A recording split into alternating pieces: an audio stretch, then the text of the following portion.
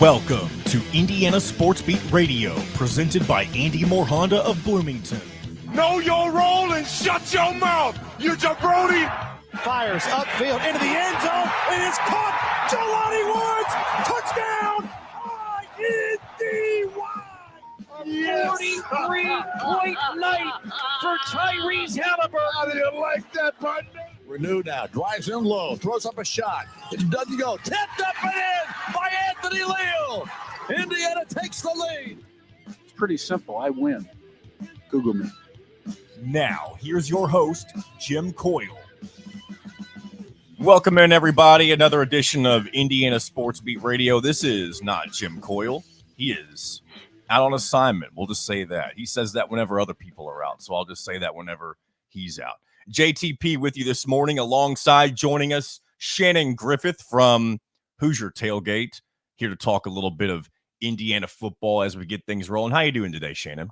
I'm doing great. How are you doing, mister? I'm doing just peachy. It's a Thursday. Yeah. It's a beautiful day outside. I'm 2 days away from going on vacation, and I'm feeling pretty good. So you're going to hit the road for a little bit. Yeah, hit the road. Going to go to the Mid-Atlantic, going out to coastal Delaware with the wife just for close to a week getaway. So a couple more days of work and then calling it a week for me, I guess we'll say. Then you'll be on assignment. Then I'll be on assignment, exactly. That's right. Welcoming everybody again, the Andy Morhonda hotline. If you want to participate in the show, feel free to follow along on YouTube and comment and share your thoughts on anything we may or may not be talking about. And again, I'm going to get into some Indiana football here with Shannon Griffith. Hoosiers had a big recruiting weekend. Not only were they hosting the #1 quarterback in the country with Julian Juju Lewis and got some nice things from him on social media, one might put, but you also had a few commits come out of I think it was 10 or 11 guys who visited Bloomington this weekend, and we'll go over a few of those. The three big ones being Jalen Bell, a corner from Loganville, Georgia, Sean Cuono, a running back from Clearwater, and Jarevius Hall, defensive lineman out of Columbia, Tennessee. Yeah, those three commitments, I'm sure, put a nice smile on Coach Signetti's face, as well as Brian Haynes, the defensive coordinator, because the Bell kid is a kid that fits well into what they like to do defensively in their pressure stuff, because he's a guy that you can put out on an island, go one-on-one. Several SEC offers, so he was wanted in that conference pretty heavily. I think he at one time was a LSU commitment. Okay.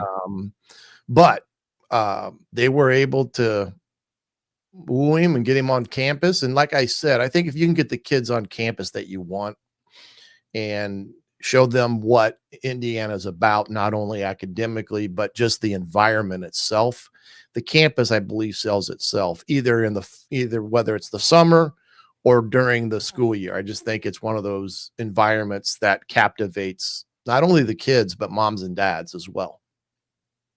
Yeah, and so far, it seems like Kurt Signetti, obviously he started out with dealing with the transfer portal and kind of navigating those waters, but I don't think you could have asked for, and it's not like he's getting guys of the high 4, low 5-star caliber to commit, but just being able to sell your program the way you have. And again, you said the campus kind of sells itself, being able to take advantage of what you have.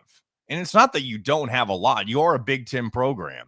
And I believe Signetti said down at Huber's last week that the NIL resources, he's been given way more than what was originally promised. So he's got things to work with, and he's clearly bringing in guys who are interested in playing for the Hoosiers, at least potentially.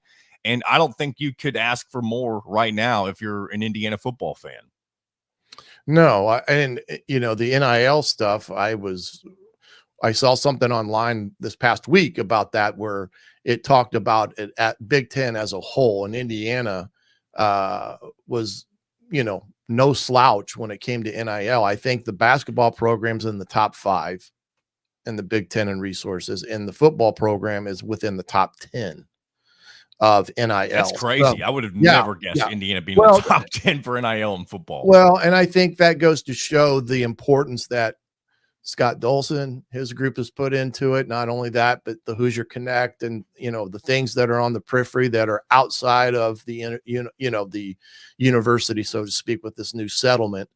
I think they're going to get $20 to $22 million extra from this NCAA settlement.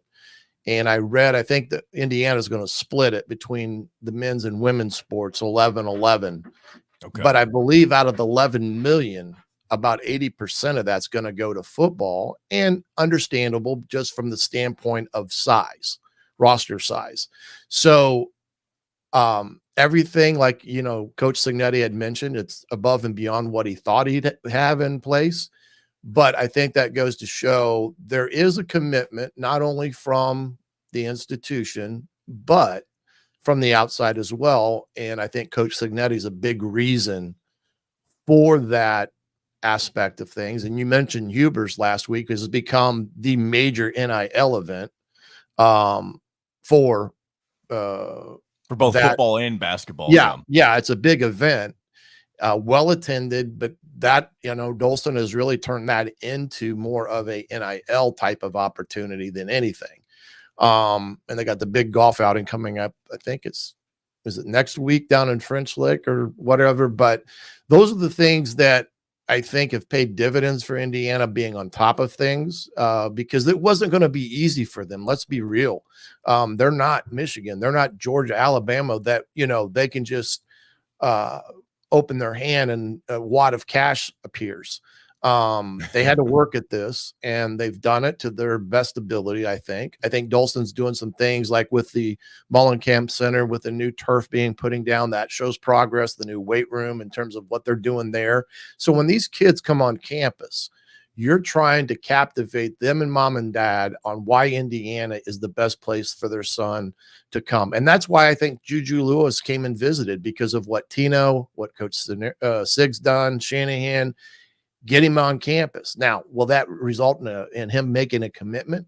Don't know.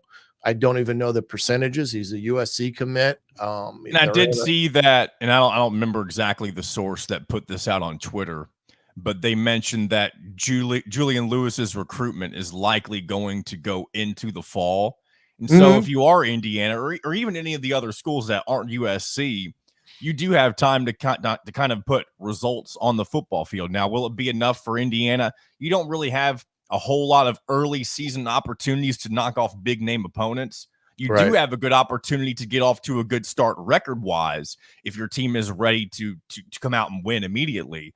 But either way, it does seem like it is still weird overall the way that Julian Lewis has kind of gone about. Like, you've committed to USC, but you're also not really committed. So what really is the point in committing nowadays without, and even if you sign the piece of paper, if you sign your national letter of intent, that doesn't really seem to mean a whole lot anymore. Nothing really means anything until you get on campus for spring or fall camp, it feels like. Yeah, and with the them signing to their name to a dotted line, it gives the school a little bit more control, because they can refuse to release him from his NIL or his national letter of intent. But it's like, you take the kid like Jalen Bell, who's a highly sought after recruit. He committed to Indiana, but that doesn't mean he's shutting down his recruiting either. Yeah. At this point, you go from being, a school that wants someone now to being a school that's trying to hold on to someone. So like USC is trying to hold on to, Julian Lewis, unless there's some type of stipulation in there that they won't honor his, commitment until they get, their number one guy ends up coming. You don't know the pecking order on him. Now, where this will all get settled is in August, when they can officially send true letters of offers to the recruits that they have out. And then that becomes an official offer to an institution. But like right now, these are all verbal, non-binding offers / commitments until the school has to send out a piece of paper that says that, basically earmarks, this is what we're going to give you if you come to Indiana. And if a kid, you can then sign that. I think when's the first signing period? Like early December or something like that. I can't remember, but everything's changed. But anyway, there's no doubt that Coach Signetti and his staff are in a situation now where I think in some respects they're being ranked in a top 25 category in terms of their recruitment to date. So it looks bright.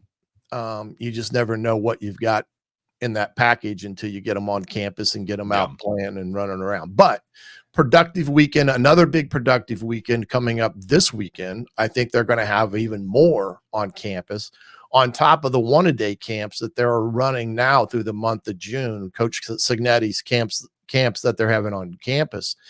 And I think this week they're going today, tomorrow, and Saturday with their camp. So some of these kids that are coming in that are going to make official visits will probably have a chance to go out and compete a little bit. Well, that's good. Yeah. So a lot of bright things for Kurt Signetti going on as we enter into the summer months.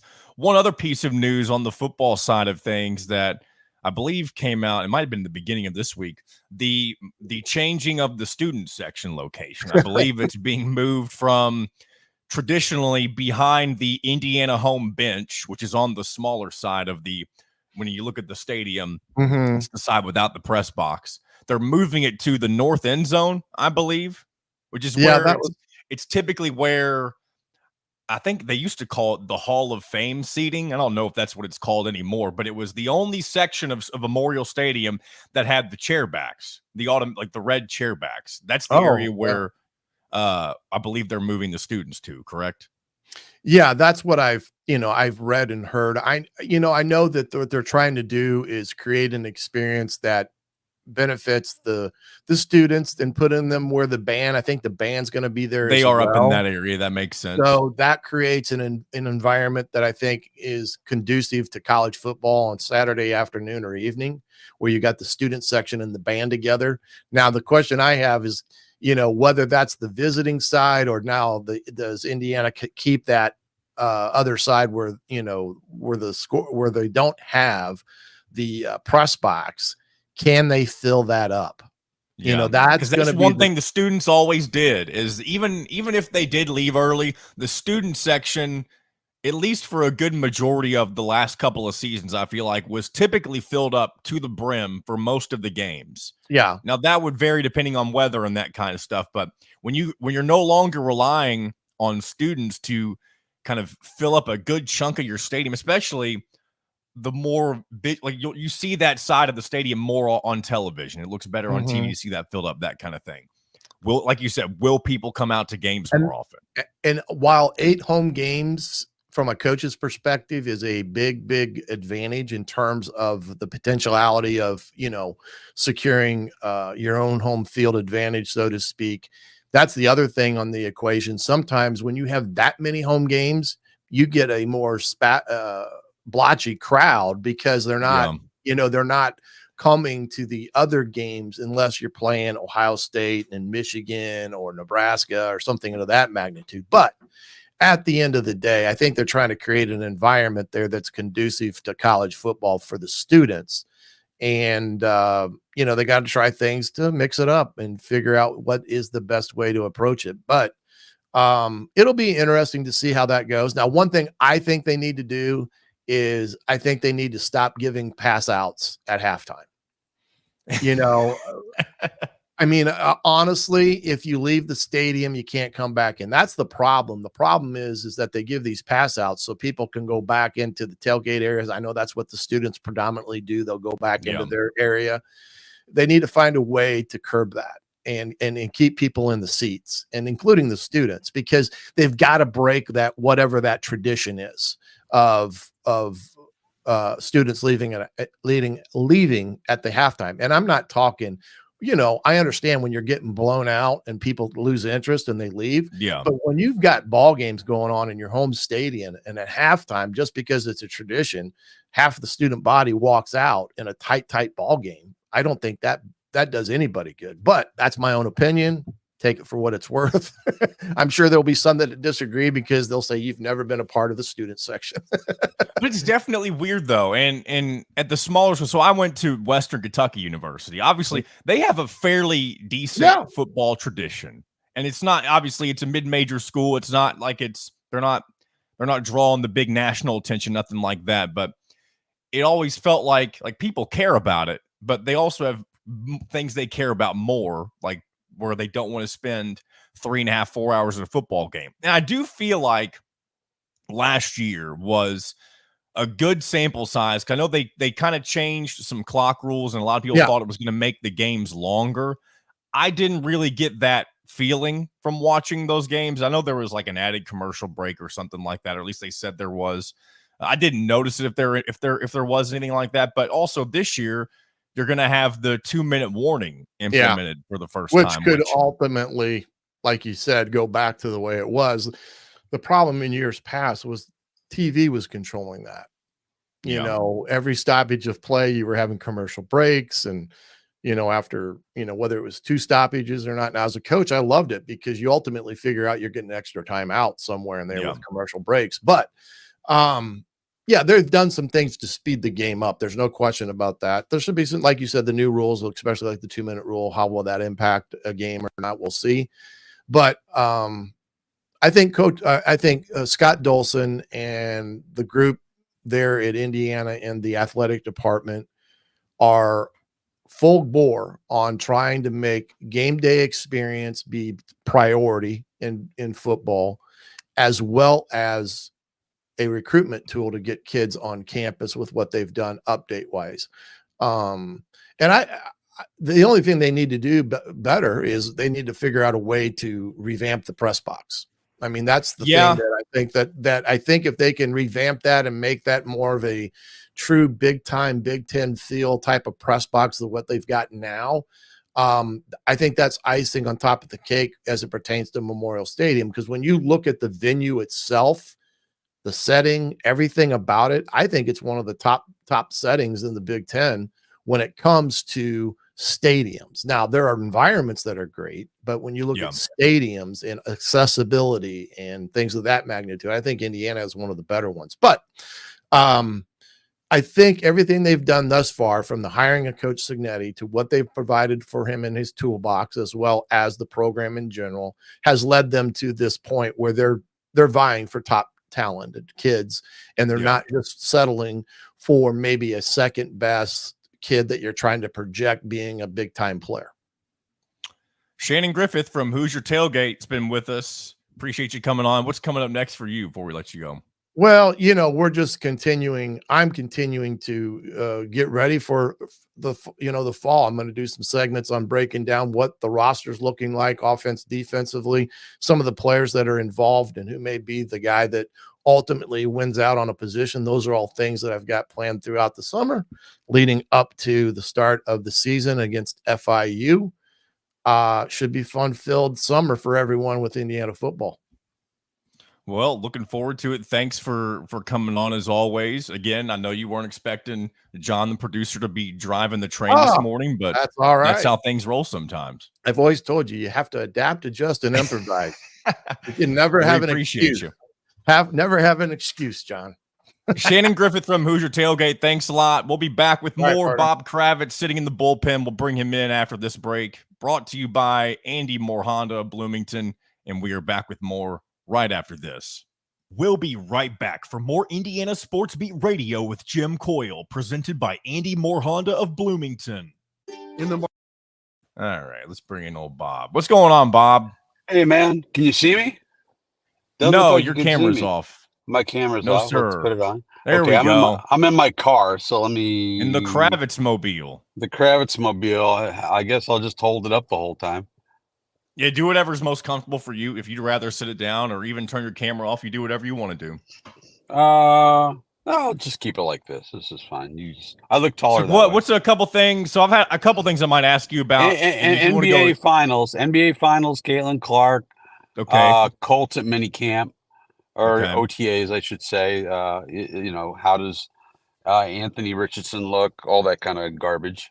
Also, do you have thoughts on this? Came out this morning Woj tweeted that the Right. Lakers are targeting Dan Hurley. Do you have any thoughts on that or no? Yeah, sure. I think there's a little risk because he's a little bit crazy, but yeah, no, it's interesting how Shams and Woj are going back and forth on this. But yeah, we can talk about that. Whatever you want. All right. I'll keep those things in mind. Where Jim is nowhere. I've just been saying on assignment because, I don't know. You don't know. That's I mean, I guess I'm giving it away for the YouTube audience. They know I don't know, but the radio audience doesn't know that. Yeah, okay. But the radio or the YouTube audience is used to this, I feel like. So okay. Well, we'll get him back. I feel like this always happens when you're on, Bob. I don't know how that ends up. I think he just doesn't like me. He went on with Dockich yesterday. I don't know how that went, but I know he did something like that yesterday. He had never been on Dockich before. That's a guy I don't deal with. It's probably a good thing. It is a good thing. Oh man.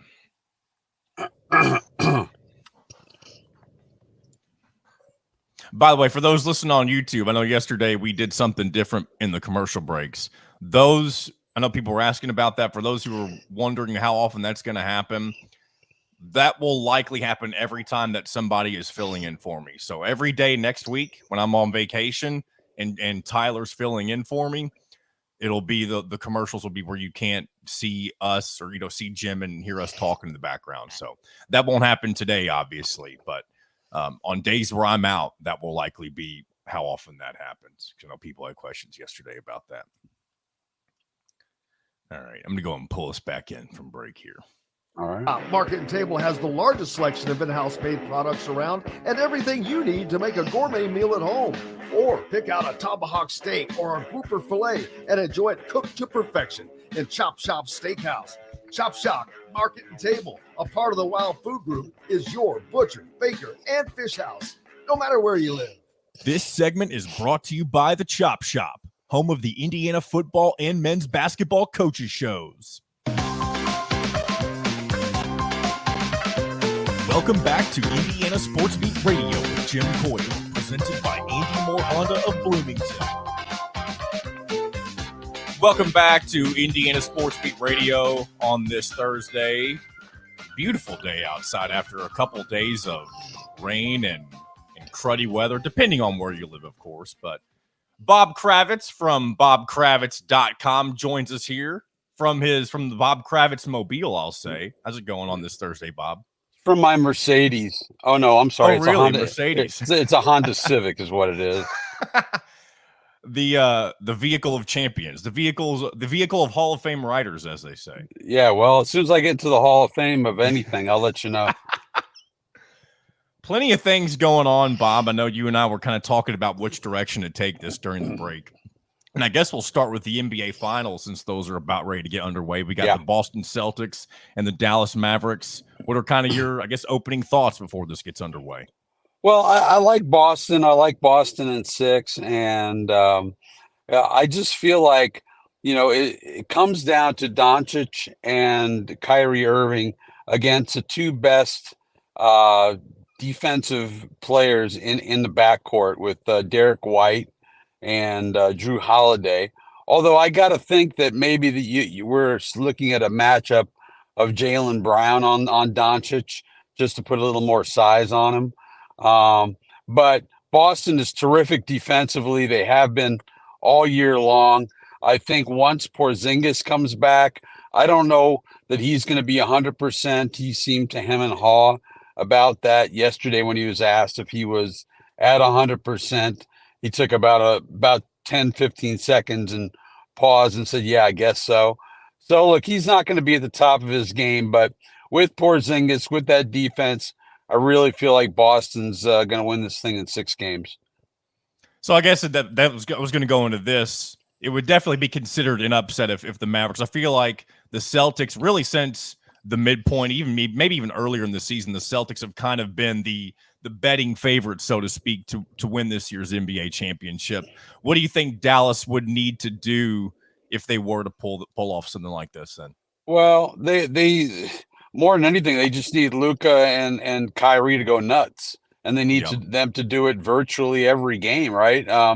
I like, Derek Jones. I like Lively. They've got some good complementary pieces. I just think Boston is built for this moment. They've been to the Eastern Conference Finals 6 times in the last 8 years. I think this is their year. I think all the pressure's on them. I think all the pressure's on Jason Tatum because he needs to win this championship. And I don't want to get into the whole ring culture thing, but I really do feel like, you win 64 games, you go 10 or what is it, 12-2 during the playoffs, the first 3 rounds. It's your time. The path has been softened. You had Miami without Jimmy Butler. You had Cleveland without Donovan Mitchell. You had the Pacers without Tyrese Halliburton. So the path has been cleared, and it's time for. And I'm rooting for Brad Stevens. I'm not a Boston guy. I generally hate Boston on general principle, going back to the Deflategate days. Yeah. But I'm rooting for Brad. Well, that's interesting. I'm gonna keep things in the NBA real quick. Another thing we mentioned, and this was a Woj bomb earlier this morning. He let it be known that the Lakers are pursuing back-to-back national champion head coach Dan Hurley from UConn. That would not only shake up the NBA, but that would greatly impact college basketball in a way that I feel like a lot of people were not expecting this offseason. I mean, Dan Hurley's done something that hasn't been done since Billy Donovan at Florida in the late 2000s. I guess it was 07, 08, whenever that was. Yeah, 07, 08. Mm-hmm. But if the Lakers snag him up, I mean, that will – I don't know all of the ripple effects of that. You'll likely have a mass exodus into the transfer portal from some really talented guys. And, I mean, it could be a very chaotic June if something like this were to come to fruition. Well, maybe Liam McNeely comes back to IU now. And maybe that would be something. That would be something. Hurley's an interesting dude. He is he's very emotional. I don't know. I know, look, Billy Donovan was a great fit for the NBA when he went that route. Hurley has a different personality, and he's much more of a, if I can use the term, a hard ass. I guess I just did. Yeah. And yeah. And I don't know. I mean, Hurley and LeBron, Hurley and AD, I'm assuming LeBron is there. That's going to be an interesting combination of human beings and personalities. I think he's wildly talented. I think he could do it quite well. But it's been a weird couple of days. You had Woj or Shams saying it's Redick. You've got Woj now with his report. So it's hard to keep up. But yeah, Hurley would be very interesting, and it would alter the landscape of college basketball significantly. And again, like the report, just to be clear for those who are listening or watching on YouTube, it's just saying that he is being targeted by the Lakers. It's not that he's been offered the job and he's considering not that kind of thing. And I'll just weigh my 2 cents in, just based on and maybe it's not that small of a sample size, but on what we know about Dan Hurley and kind of the way that he carries himself. Maybe it's just me. I don't see him being somebody who would just up and leave for any job. And I know it's not just any job. It's the Los Angeles Lakers. But LeBron. I feel like Dan Hurley is very cut out for the college game the way that it is today. He seems to be the first head coach in this era of NIL and the transfer portal to kind of seem like he's mastered how to put together a roster and get each of these guys to mesh through all of the different things that they're being pulled on. Again, whether it be the money or other schools talking with them. He's the first college head coach to kind of figure that out. Right. And again, maybe that means he wants a new challenge and he wants to go to the NBA. But it definitely would be a huge loss for college basketball if somebody like him does go to the NBA. And the other thing too is that you're coaching LeBron. How many coaches has LeBron gone through? You know, if you stay at UConn, you're there for the rest of your natural life. Best I can tell. You go to the Lakers, if LeBron is there, and you know, how long are you going to be able? I mean, assuming LeBron comes back to LA, I mean, LA is a crap show. It really is. Their front office is kind of a mess. They're a team that's not any good. So if I had Dan Hurley sitting down here at the coffee shop where I'm at, I would tell him, man, don't mess with Happy. Don't mess with Happy, because I've done that in my career and I've gotten hosed. So don't mess with Happy.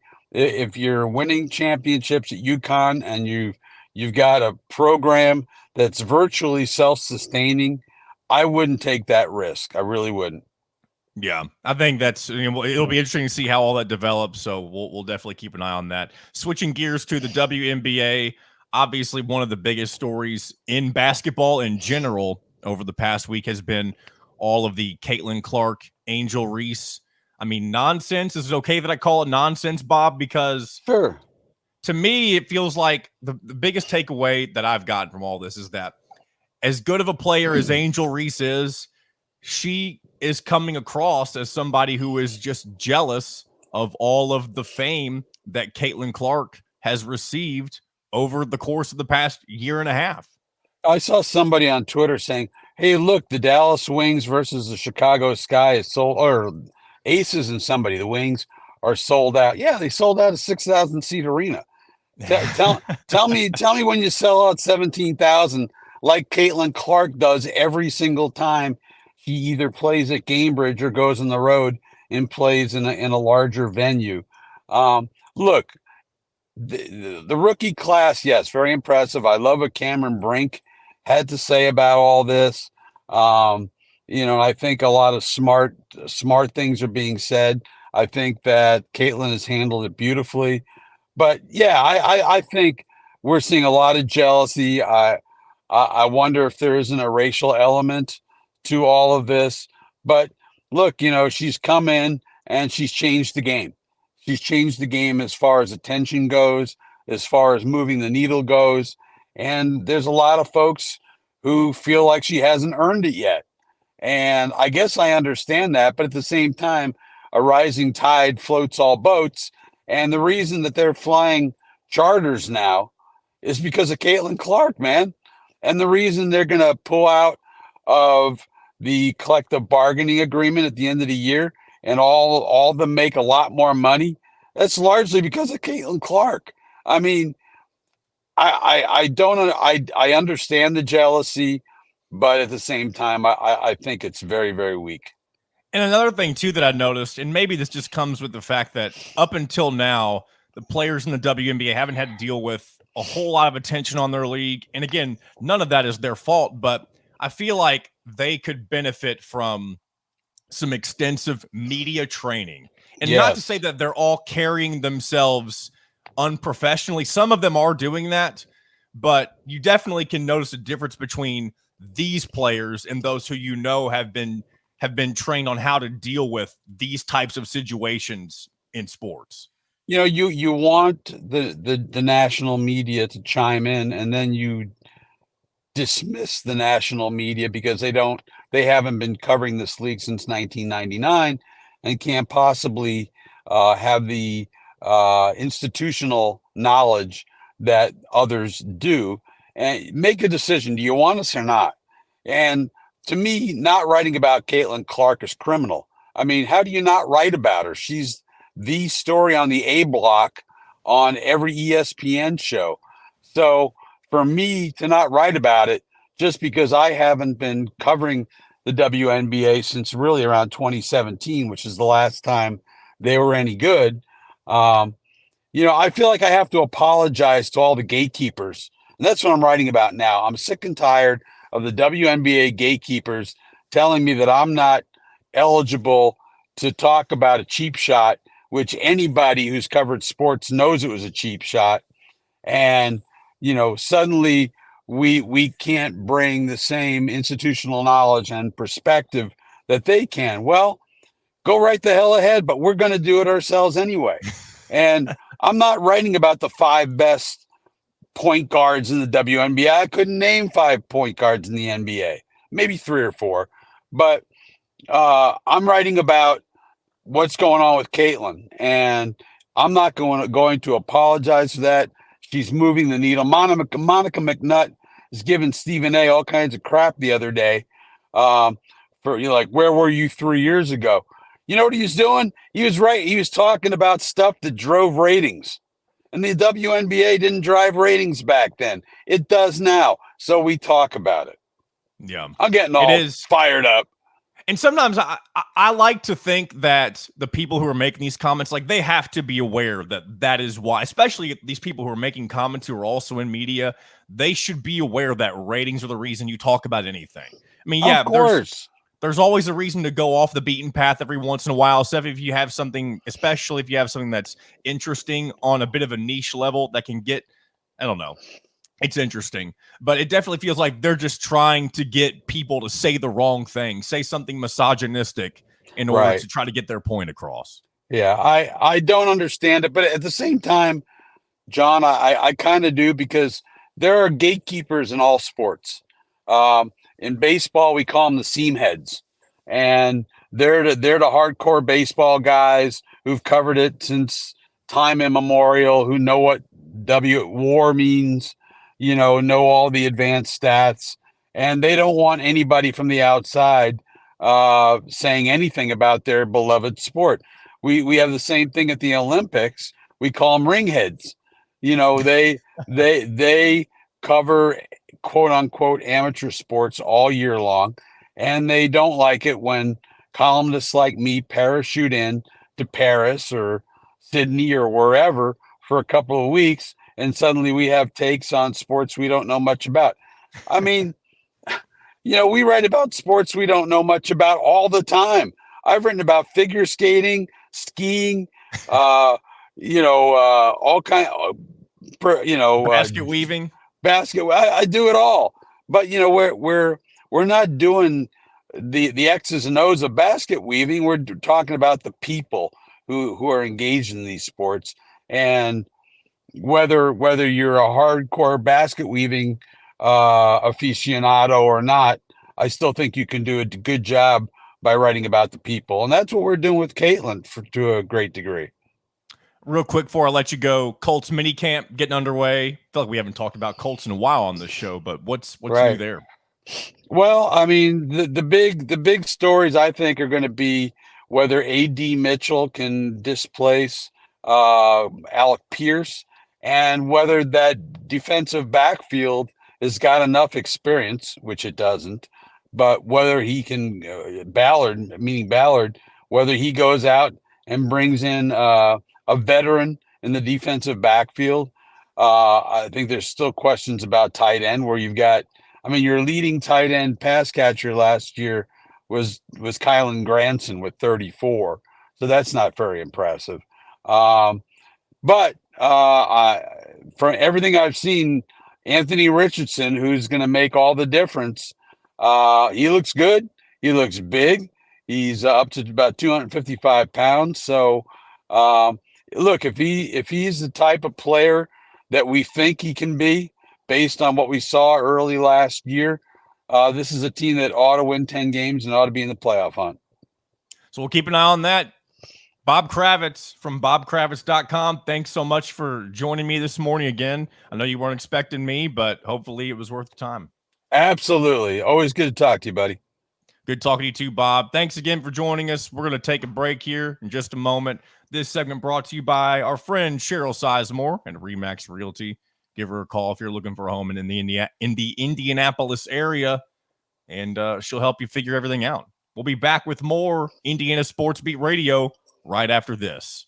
We'll be right back for more Indiana Sports Beat Radio with Jim Coyle, presented by Andy Moore Honda of Bloomington. If you're looking for a All right.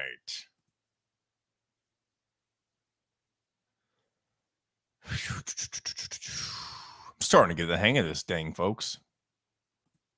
I know I'm not perfect at it, but I'm definitely not as nervous as I used to be when I had to fill in on these shows.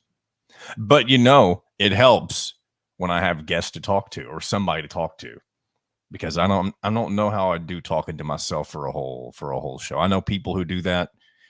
Some that I've even worked with before, and that is that's a tough thing to imagine doing for a career, talking to yourself to an audience. Shout out to those of you who stuck around today, by the way. You didn't have to. You may have come expecting Mr. Jim Coyle, but instead you got me, and I appreciate you sticking around. Go and see if Tyler's joining us here.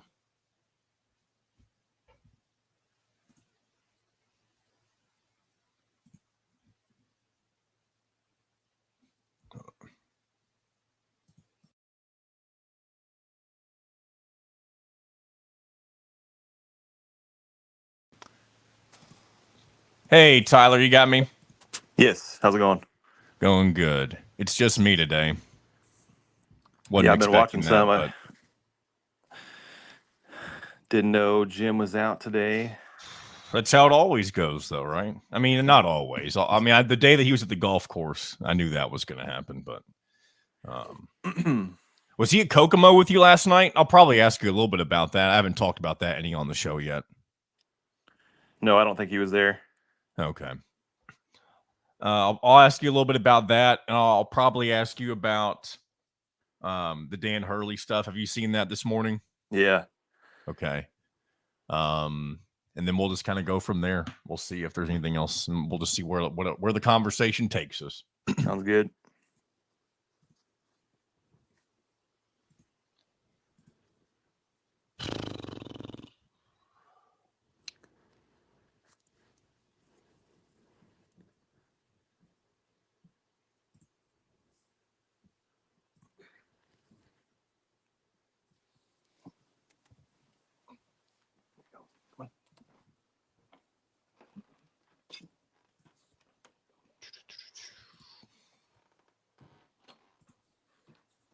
All right, I'm going to go and pull us back in.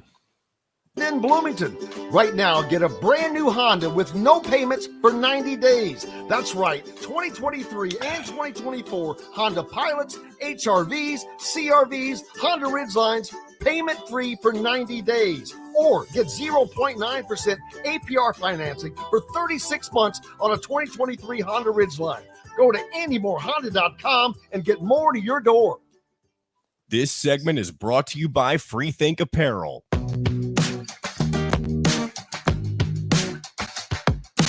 Welcome back to Indiana Sports Beat Radio with Jim Coyle, presented by Andy Moore Honda of Bloomington. Welcome back, Indiana Sports Beat Radio, here on this Thursday. Again, very beautiful day outside. Hopefully, wherever you're joining us from, it is beautiful as well. Tyler Smith, now with us from thehoosier.com. What's going on today, Tyler? I'm doing well. How are you doing? Doing good. It's pretty interesting. Yesterday, you were in the spot that technically, I guess I'm still producing the show. Now I'm hosting it. And now you're a guest on the show that I'm hosting and producing. It's like we're just going all over the place, aren't we? Yeah, it's a circle of life. It's fun. It is the circle of life. So I guess we'll start with where you were last night. You were in Kokomo covering the Indiana juniors and senior all-stars taking on each other. And I saw a few highlights from that. To be quite frank, I have no idea what the final score was of that game. I saw that the seniors were up at halftime, I believe.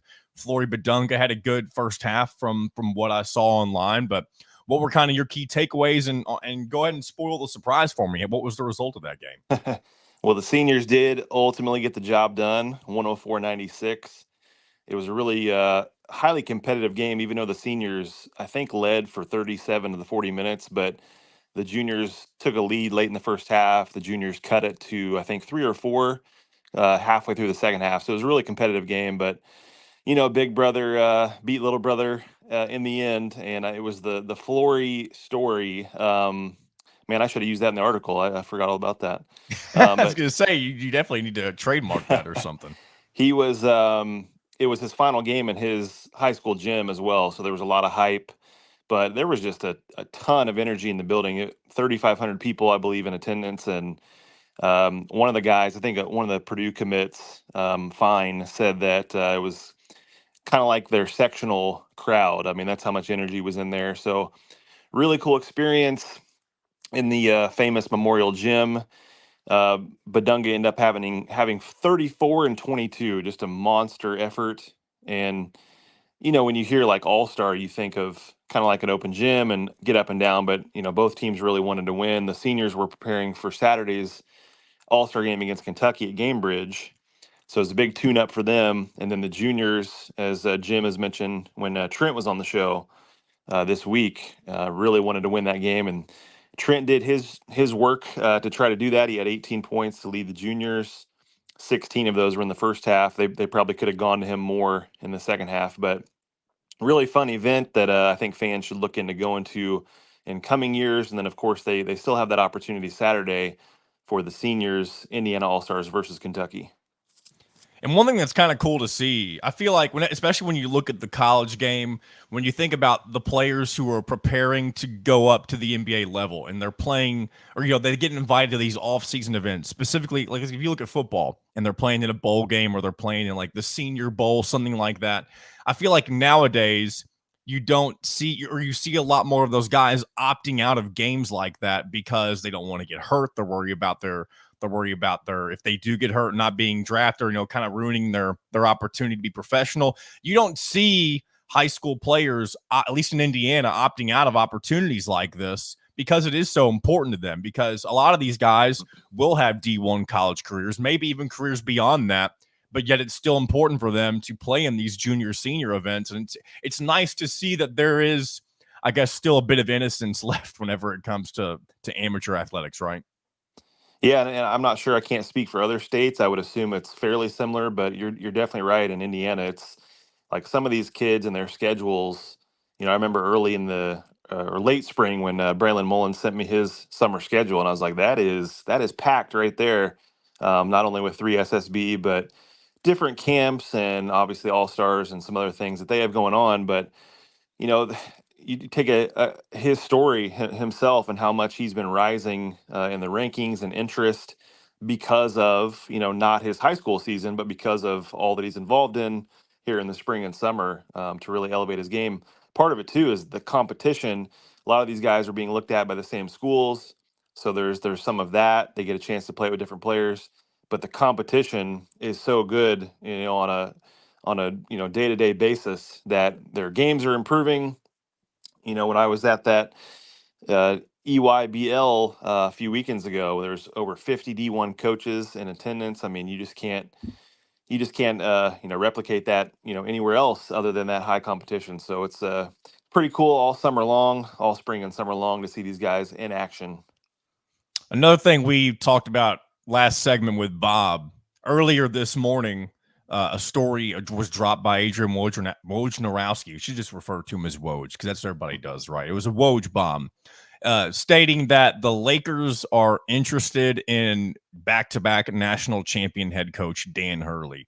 And if this is something that Hurley would genuinely be interested in, first of all, if you're being pursued by the Lakers and you want the job, it's probably a given you're going to get the job.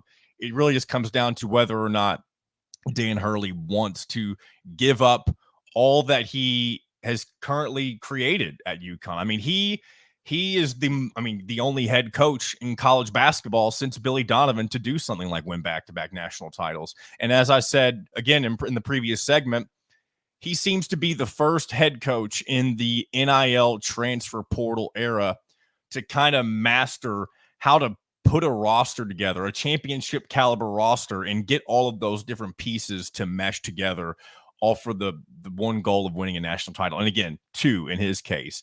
And so if somebody like him were to make that jump to the NBA level, it would rock college basketball in a way that, I mean, there's plenty of things that will happen. First of all, you're going to have to replace the head coach. Second, you're likely going to have a mass. I mean, maybe you wouldn't. You're likely going to have a big exodus of UConn players who are very talented that will be looking for homes over the summer if he were to not be their head coach anymore. So, again, I'll let you weigh in on this, Tyler, but there's just plenty of dominoes that could potentially fall if something like this were to happen at this point in the offseason.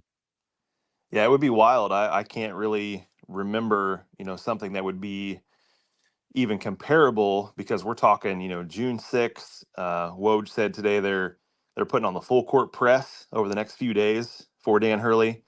So imagine if there's, even if it's a few UConn players, but if it's a lot of them, they'd have like a 30-day window to look elsewhere. And some of these schools that have scholarships available, it would be a wild frenzy of free agency with just one program and all the studs that they have. But yeah, I think there's legit smoke to this because had this been maybe March or April and we hear about this, then my first thought would be, well, the Lakers are trying, Hurley will entertain it. Hurley will, possibly get a bigger contract to stay at UConn, and then that'll be it. But the fact that it's in June and it's not just immediately squashed shows that there's got to be at least some interest for Hurley to hear out the Lakers. So then you add all the other extra elements to that. That's LeBron James. That's Yes. potential landing spot for Bronny in second round, or who knows? Like there's so much in play that it would be like, as you said, it would just rock the world. Yesterday Jim and some of our commenters were talking about how Hurley is kind of the new Coach K or even Bob Yeah. Knight. There's some comparisons there. So this is a huge deal, something to watch. And if it does end up happening, I can't even predict what the overall number is going to look like. And again, Indiana has one scholarship open. Keep that in mind if something like this were to happen. And again, you also have Liam McNeely, a former commit to Indiana. I don't know if he would flirt with Indiana once again. My just overall thoughts, or I guess prediction on that, I don't think he would. And it's just simply because it would, I don't want to say it's a bridge burned. I don't know exactly why he decommitted in the first place. I don't really think anybody does, except for people who know Liam McNeely the closest. But if there's anybody like a role player on that UConn squad that will be looking for a home at a team with some expectations next year, don't be surprised if Indiana reaches out to any of those guys. If Dan Hurley makes that jump to the Lakers. So yeah, we'll have to wait and see what happens there. Yeah, I agree with you. I don't think McNeely would have interest in Indiana. They've also, he's obviously a guy that you would make room for, but they have, filled his position, I guess you could say. But I just think on his end, that would be kind of weird to go back and forth. But that's where leaving that one scholarship open could come in handy though for one of those guys. I think ultimately Indiana will probably end up going into the season with that one scholarship open. But if this does happen, then that is something to keep your eye on. I'm sure Indiana will at least make a few phone calls and kind of see what's available out there. Do you think, and we've gone back and forth on this with a few people, do you think in this day and age in college basketball, with kind of the way you're able to get players through NIL and the transfer portal, do you think it's a huge deal to leave that scholarship open, especially because most people think, including myself, that if Indiana is going to fill this last scholarship, it's going to be with somebody who more than likely isn't going to have a major impact on next year's team. So with that being said, do you think it's really that important for Mike Woodson and the staff to find somebody, just a body, to fill that last scholarship? For me, it's a year-to-year basis because last year it really hurt because they were so reliant on Xavier Johnson, who's been obviously a little injury prone, and then you lose Ja'Kai Newton. So all of a sudden you're down 2 plus the scholarship. Now you're down 3 spots. This year, I think the team is so deep and so versatile that it's not really going to hurt this year's roster to have that open spot. I wouldn't mind them seeing them use it for a guy that may not be projected to play as a freshman, a guy they can develop. Other years, there's another difference. If you feel like you have your team kind of locked in and not many guys are going to leave that following season, I also don't mind leaving that scholarship open at that point, because if you've got a lot of guys you're looking at for coming classes, you don't want to have every spot full all the time, and you're going into the offseason with kind of a limited range of what you can do. So I think it's a year-to-year, case-by-case basis. As far as right now, even this year compared to last for Indiana, that open scholarship feels a lot different. And if you even look ahead to who's going to be leaving the roster at the end of next season. You have 5 that are guaranteed to be gone. That's Ballo, Galloway, Goody, Hatton, and Leal. And that also leaves the door open for those who have NBA potential, Malik Renew, Mackenzie Mbako, and you could even throw in some of the other guys that maybe take a step forward this year. So you may be looking at another offseason next year where you're replacing 7+ guys. And again, it's not an ideal situation to be in, but maybe in this day and age of college basketball, when you can legitimately offer, large sums of money to guys in the portal, maybe it's not as difficult of a task that fans may have perceived it to be going into this offseason. Yeah, and Indiana got a great offseason this year of practice doing that with revamping their roster. It may be something that this program does on a year-to-year basis. And I know some fans don't love it, but at the same time, it has allowed them a chance to get good again quickly, at least on paper. So it's definitely going to be anywhere from 5 to 7, 8 guys that they're replacing. The other advantage of that is you got this huge class in 2025. You have the ability to say, hey, we've got room for all of you, so let's go. And if as I mentioned to Jim before, if somebody commits, then you still have plenty of space. Even if it wasn't your absolute main target, you've got room to work with. But we'll see if they build differently depending on the 2025 class. But I think it's going to be pretty close to normal for Indiana to be using the resources they have to get a lot of new players each year. The one thing they can't do, though, is they can't continue to use that as an excuse as, hey, we've got roster turnover, we got a bunch of new guys, we like that can't be an excuse anymore. If you're going to play this way year to year, you got to figure it out in the summer and early fall, your identity, how you're going to play. You can't wait till February and say that it's a new roster. Yeah, it'll be interesting to see. It's a very defining year for Mike Woodson and this will be year 4 and a lot of expectation coming into the season. So we'll see if he can find a way to meet that. Tyler, what is coming up next for you on thehoosier.com? We'll have more coverage this weekend with the Indiana and Kentucky All-Stars at Gamebridge. You can still get tickets to that. It's a 5 p.m. game. Going to be a lot of fun. And then coming up here next month, we got TBT. Yogi Ferrell just joined the team, which is amazing for Assembly Ball. 3 SSB championships in July. So a lot coming up in the near future. All right, Tyler, thank you again for hopping on. And again, thank you for filling in for me next week. I want to go ahead and show that appreciation to you. Yep, no problem. You got it. Tyler Smith from thehoosier.com here on Indiana Sports Beat Radio. We're going to go ahead and knock out our next break and bring in Chris Denari from the Indiana Pacers. We're back with more right after this. We'll be right back for more Indiana Sports Beat Radio with Jim Coyle, presented by Andy Moore Honda of Bloomington. In the market. All right. Oh, Chris just dropped out for some reason. Hey, Tyler, if you don't mind, and this may, honestly, I expect Chris to hop back in here in a moment. Would you kind of just sit here in the background, and if there's, basically, if he doesn't show up, will you just talk Pacers with me? I guess is what I'm trying to ask. Because I know you follow the Pacers, or just NBA stuff in general, I guess, too. Yep. So I'll just remove you here, and as soon as we get in this segment, if Chris is on, you can hop off at that point. If you don't, Thank you. All right.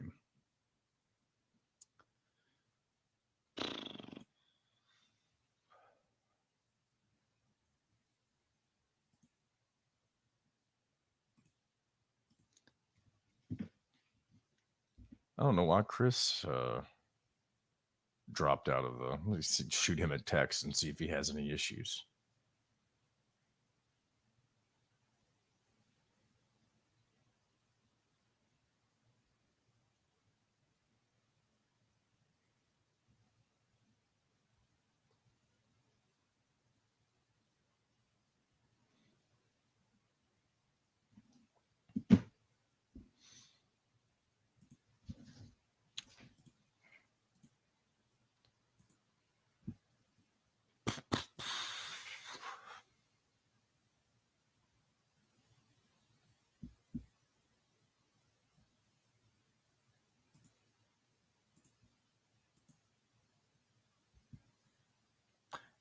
Russell asked if I have a whiteboard. I do not have a whiteboard. I'm not. One thing I thought I was going to be, or I thought I was going to be more. Actually, I'm going to bring Chris in here. Hey, Chris, how's it going? Hey, John, how are you? I'm good. Sorry you got me again. Oh, no problem. But I'll just say what I've been saying. Jim's on assignment, which is, I guess, just code for, I guess he just slept in. Okay. All right. I'm good. I just got the dogs in here with me, hopefully. Let's see. I'll I guess let you wrap up the. We haven't talked to you since the Pacers left, right? Because okay, I was so gone last week. Yeah. Okay. We'll start there, and you also. What else has been going on with you? I know you. We don't really talk Indy 500. Do you want to? Yeah. If you want to talk about Indy 500, you can. Yeah. Okay. I was in turn 4 for that. So. Cool. Yeah. And then maybe we'll start with maybe a little small talk too about. Okay. Like, you've kind of been all over the place. Yeah. Yep. All right. Let me go ahead and bring us back in. 583-0919 or go to mystonecrestliving.com. That's mystonecrestliving.com for more details. This segment is brought to you by Hoosier Hanks East. Welcome back to Indiana Sports Beat Radio with Jim Coyle, presented by Andy Moore Honda of Bloomington. Welcome back to Indiana Sports Beat Radio. No Jim Coyle today. John taking over the show on a beautiful Thursday after a couple bad days of, not really bad days, but some cruddy weather days, I'll say. Chris Denari from the Indiana Pacers joins us here right now. How you doing today, Chris? Hey, I'm doing great, John. You're right. Sun is shining here north of Indianapolis. Rained yesterday. So it looks like it's going to be a really nice day. Hopefully not too humid. It's been a little bit more humid than I thought it would be in early June, but I had a good chance, played golf for the first time on Tuesday, and I'm playing golf tomorrow. So twice in a week, pretty good. Because you're officially in off-season mode now. The Pacers have finished up their season. Obviously, you'll probably be casually enjoying the NBA Finals. Yeah, but now the Indianapolis 500's over as well. So you're kind of in a transition period right now. Yeah, the next thing that I'll do is Brickyard Weekend. That's in July. I'll be in turn 4 for the NASCAR races. But yeah, I'll be down at Gainbridge Fieldhouse. I'll be down at the Ascension St. Vincent Center. I'll go to some Fever games. I'll go down for the workouts that they have with the incoming rookies. I'm not sure if we're having a draft party or not. The Pacers do not have a first-round draft pick. They gave up those 2 to get Pascal Siakam, and I thought that proved to be a very good move. So I'm not sure what's on tap as far as the Pacers are concerned with those type of events, but I'm always involved with those and sponsorships and meeting with season ticket holders and those types of things. But from, the standpoint when I looked at it, we were going for about 8 months from October to we did the 6 games against Milwaukee in the first round of the playoffs. And I think I had down, John, that I was on the road like 86 nights. And so that's almost 3 months, 2.5 months.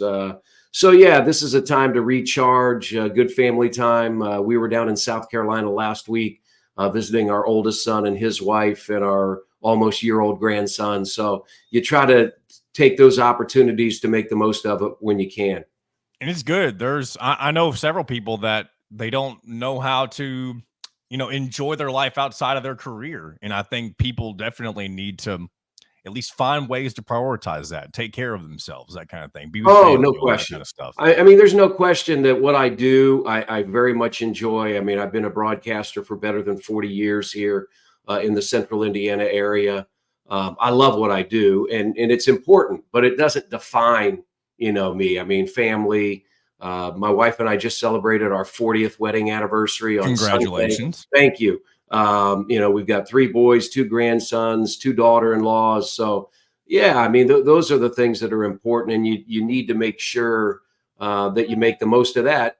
And one, because my schedule is, spoken for a lot from October to April. I mean, it's not like I'm working every single day, but you are in a mindset. I think there was a stretch In January, before the All-Star break, we never had more than 1 day off between games, and then you threw some back-to-backs in there. So you're always sort of focusing on the task at hand. So when you do have that opportunity to step away, it's really, really important. So I guess I'll go ahead and get your thoughts on the Pacers and where they stand after their run to the Eastern Conference Finals. I feel like most people, at least from a fan perspective, when you look at the Pacers right now, you would say that they're ahead of schedule in this rebuilding process that they've gone through over the past couple of years. From you, as somebody who watches them every single night, where would you say they currently are looking ahead to next year? Yeah, there's no question about that, John, because when you think about it, 2 years ago, they won 25 games, well outside the playoffs and deep in the lottery.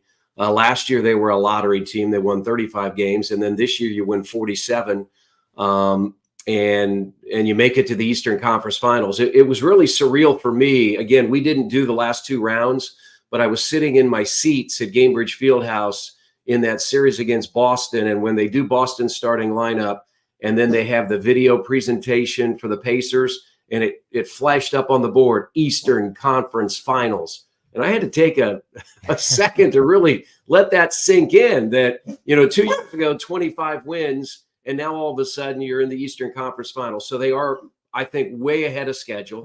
They have a good young core.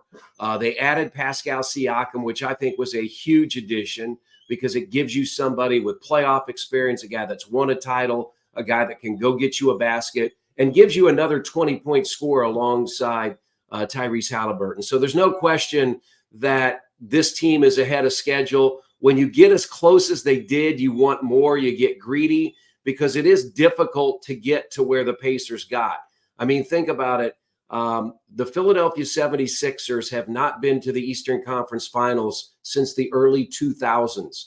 The Pacers have been there 5 times since the year 2000. So I think that says a lot about how difficult it is to get there. Well, let me ask you this too. And again, this is more of a question out of ignorance from me. Do the Pacers have, and I'm going to mute my mic for a second to cough, so give me a second. Excuse me, this humidity in the, you mentioned the humidity earlier. Sometimes it screws with the pipes. But are the Pacers in danger of losing any important pieces from this roster as they transition to next season? Well, they've got, Halliburton signed an extension. Neesmith is under an extension. Miles Turner has another year. TJ McConnell has another year. Nembhard, Mathurin on rookie deals. Shepard, Walker on rookie deals. They're going to re-sign Pascal Siakam. You don't make that trade to not bring him back. The only question would be Obi Toppin, and I know both sides would like to see him back. He more than likely will be a restricted free agent because he just completed his 4th year. But I think, I'm not a capologist. I don't understand all the contract machinery and all that kind of stuff. But listening to Bobby Marks of ESPN, he said that the Pacers can easily fit him in with what they're trying to do. So we'll just have to wait and see. But I think you're going to see most of this core back, and I think you can grow and get better organically. I mean, if you look at teams like the Boston Celtics, I mean, sure, they added Drew Holiday this year, and they added Derek White a couple of years ago, but they've kept their basic core together the last few years. And I think that's what the Pacers are looking to do. The other thing, John, is it's a great locker room. These are guys that all get along. TJ McConnell has told me time and time again, he goes, we have the best locker room I've ever been in. So you don't really want to make a whole lot of changes that could alter that locker room and how those pieces fit together. So we'll just have to wait and see. Kevin Pritchard always likes to have optionality. I think he's done a great job over the last couple of years in creating options and putting this roster together. And they have to look back at this season and say this was a huge success, orchestrated by Rick Carlisle and his staff. But I think they have the opportunity to bring this group back and run it back and still have a lot of success. So, yeah, it'll appear that there will probably be a lot of expectation coming in the next fall, especially if you want to maximize what you have while you have it. And again, you mentioned the locker room. I mean, that's probably one of the most important parts of any team that I don't want to say fans take for granted, but it's not something that you really,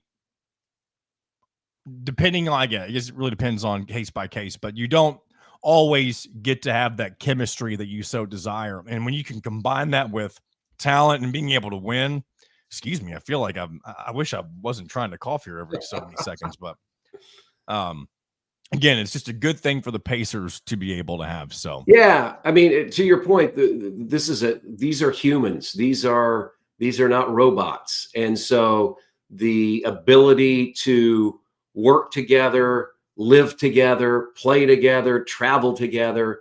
It's not what fans just see on game night where they show up and they watch the 48 minutes. There's so many other things that go into creating a team environment. And so I think you're right. All of those things are super important.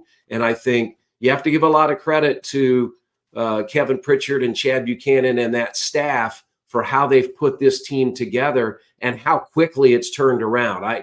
If you would have told me 2 years ago, as they were rebuilding, that this team would be back in the Eastern Conference Finals as quickly as they were, there's no way that I would have believed that, because I just thought that there was going to have to be more steps. Now the question is, to your point, you will have increased expectations this year. Once you've tasted getting this deep in the playoffs, you want to do it again.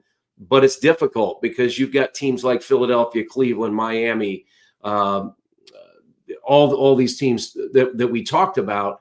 It's difficult, but I think the Pacers proved to themselves that they are capable of doing it this year.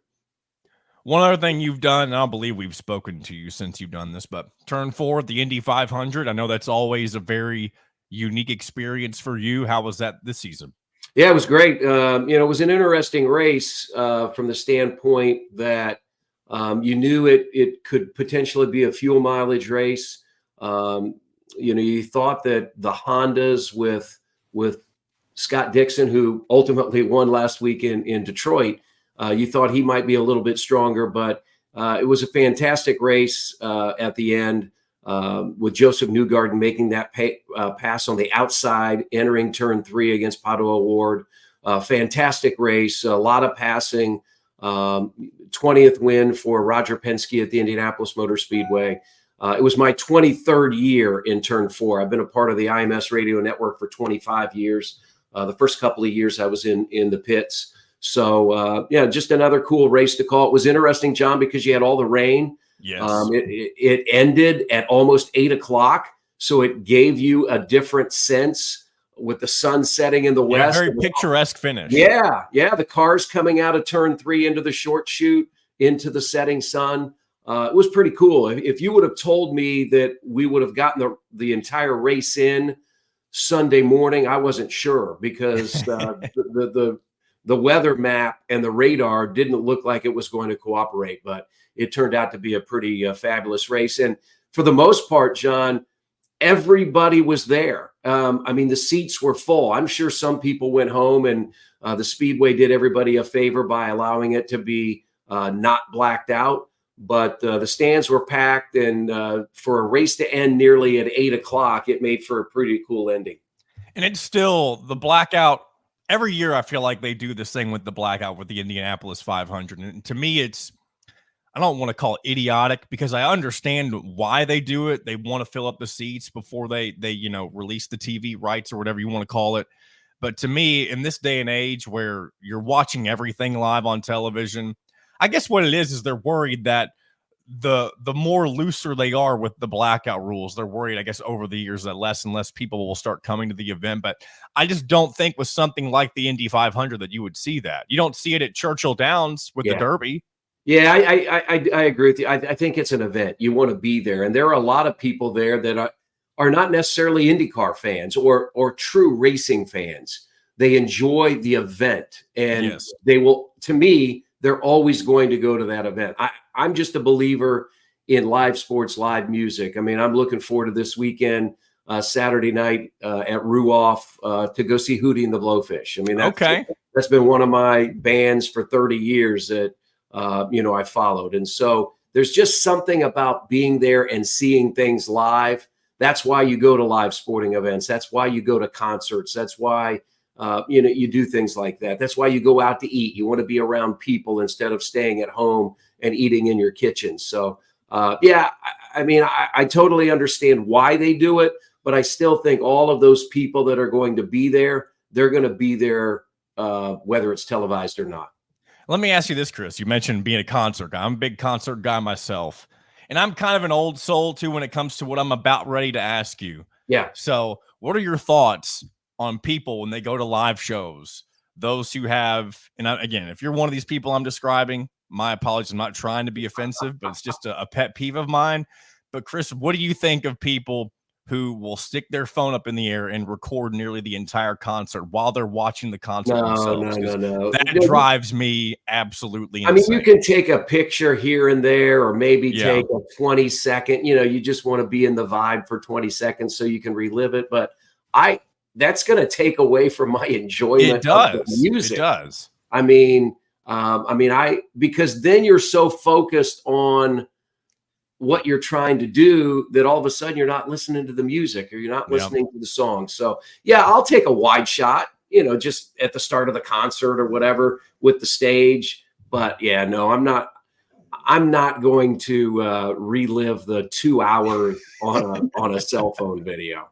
No. Yeah, I'm with you. And I feel like most people, at least most people my age, probably would disagree with that. I just don't understand. You enjoy the show a whole lot more when you're not worried about your phone, in my opinion. I figure this, John. I could go to YouTube and pull up almost any video of a concert and relive it. So, and they're going to have it a whole lot better than I have it. So, absolutely.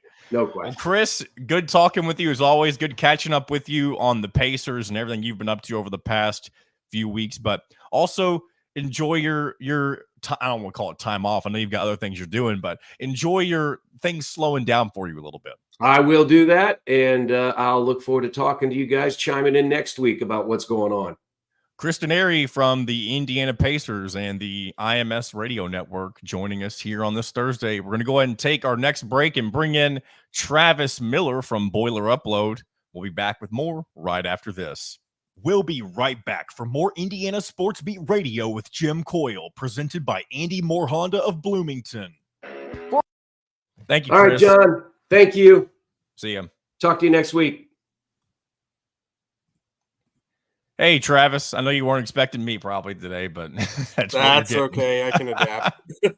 You've had to adapt with me being out in the last couple of weeks. So. Yeah, I didn't even know I was getting me today until it just ended up being that. So isn't that the best? It's fine though. It's fine. It's been a really fun show. So we'll just start with small talk, figure out what you've been doing the past couple of weeks, and we'll get into college sports. I'll probably ask you about Dan Hurley. Have you seen that stuff this morning? Yeah, I did, and I'm not surprised. Go get that bag. I mean, the Lakers are the Lakers.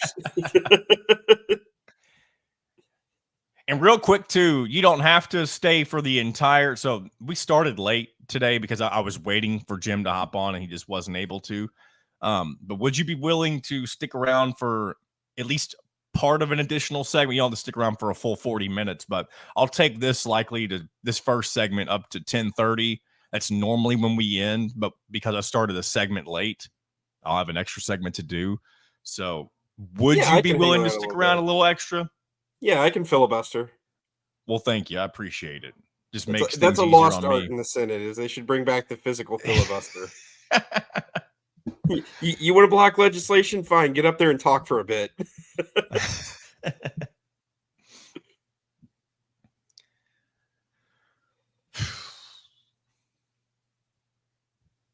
Russell, you're back to the concert. The artists like the lights on the cell phones. See, I'm not against that. Like, I'm not saying you can't use your phone altogether at a concert. That's not what my point was.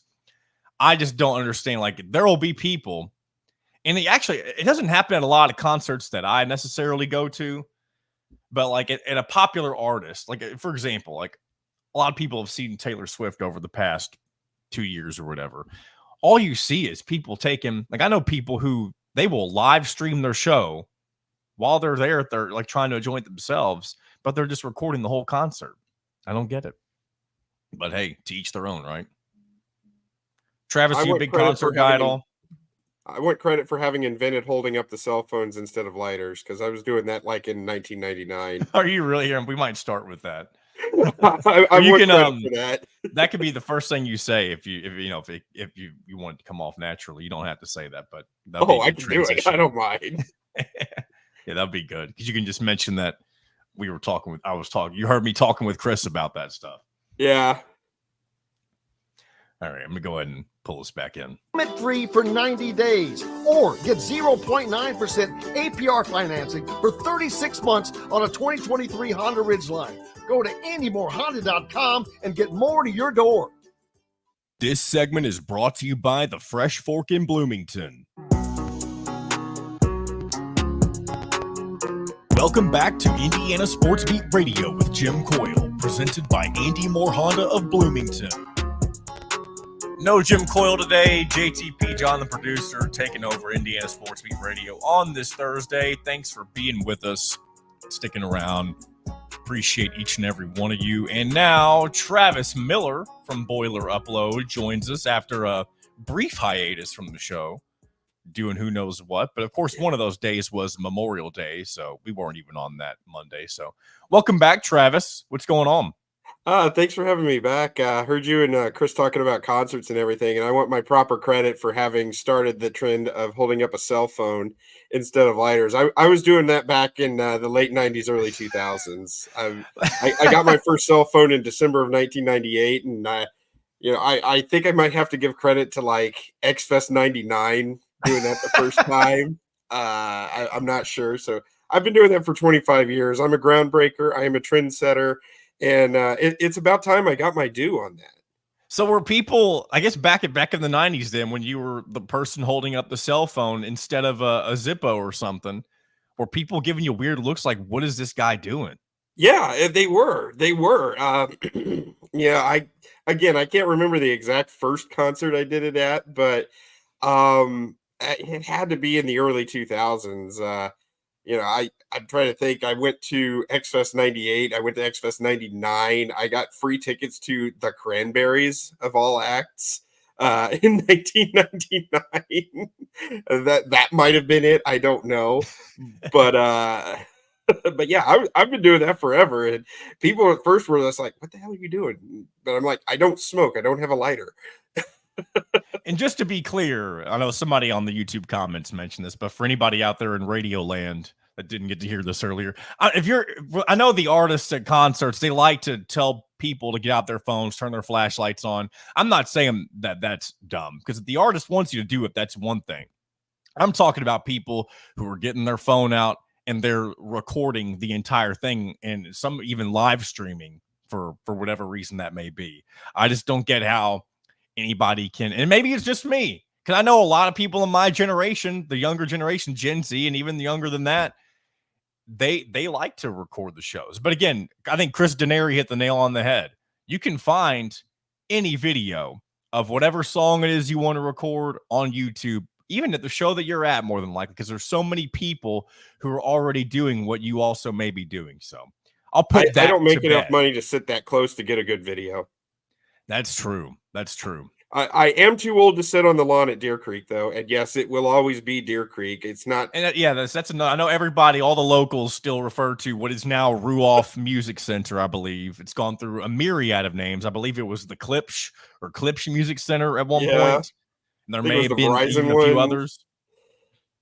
But yeah, it's always Deer Creek from what I've been told. I've never seen a show. So I'm not from Indiana. I live down in southern Indiana, Louisville. I've always grown up in that area. Never been to a show at Deer Creek. Doesn't mean I won't. There's just other venues that are closer for a lot of the shows that I see. But yeah, I've heard it's a good place to see a show.